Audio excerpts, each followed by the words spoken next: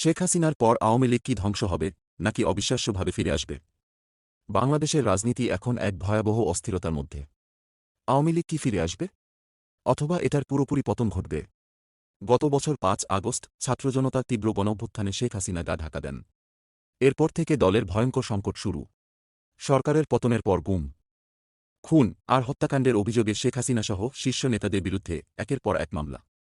অনেকেই গা ঢাকা দিয়ে বিদেশে পালিয়েছেন এবং যারা রয়ে গেছেন তাদের অধিকাংশই এখন কারাবন্দী। আওয়ামী লীগের অবস্থা এখন কি? দলটি কি আর কখনো রাজনৈতিক মাঠে ফিরে আসবে? এই ভেঙে পড়া দলটি কি শেষ হয়ে যাবে? নেতৃত্ব সংকট। দলটি কি নিজের পায়ে দাঁড়াতে পারবে? দলের শীর্ষ নেতারা এখন আত্মগোপনে, তবে কি তারা সব শেষ করেও দলের ভবিষ্যৎকে নিয়ে আশায় বুক বাঁধছে? দলের ভিতরে চলছে এক ভয়াবহ আলোচনার জোয়ার। বিশ্ব মিডিয়ার চোখ এখন আওয়ামী লীগের উপর।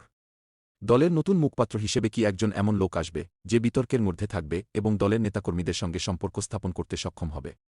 এদিকে নতুন মুখের আগমনের খবর একেবারে চমকপ্রদ। এমন একজনকেই শোনা যাচ্ছে যিনি শেখ হাসিনার পারিবারিক সম্পর্কের সাথে গভীরভাবে জড়িত।